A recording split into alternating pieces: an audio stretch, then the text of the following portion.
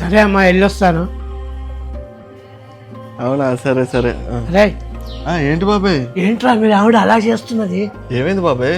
మీ ఆవిడకు నవ్వుతూ మాట్లాడడం తెలియదారా? పెద్దల్ని గౌరవించడం కూడా రాదా? ఇంతకీ ఏమైంది బాబాయ్? మీ ఆవిడ చేసిన శాస్త్రాలకు అందరు నిన్ను తిట్టుకుంటున్నారా? నీ మంచిగా చెప్తున్నాను రా. మీ ఆవిడని కొద్దిగా అదుపులో పెట్టుకో, నీ ఇష్టం. ఏ మోని, ఏంటండి? కడుపుకి అన్నం తింటున్నావా గడ్డి తింటున్నావే? నువ్వు కావాలని చేస్తున్నావు కదా నా చుట్టాల ముందు నా పరువు తీయడానికి. నేనేం చేశానండి? ఆ చుట్టాలు ఇంటికి వస్తే నవ్వుతూ మాట్లాడలేదంట, మర్యాద కూడా ఇవ్వలేదంట. నా తల కొట్టేసినట్టు అయిపోయింది తెలుసా? నేను ఎంత మంచిగా మాట్లాడినా గానీ నన్ను ఒక ఏక ముక్కలాగా పక్కన పడేస్తారండి. అలాంటి వాళ్ళకి ఎలా గౌరవం ఇవ్వాలి? అదేంటి అలా మాట్లాడతావు? వాళ్ళు ఎలాంటి వాళ్ళైనా కానీ వాళ్ళు నా చుట్టాలు. నా ఇంటికి వచ్చినప్పుడు నువ్వు మర్యాదగానే మాట్లాడాలి, గౌరవం ఇవ్వాలి.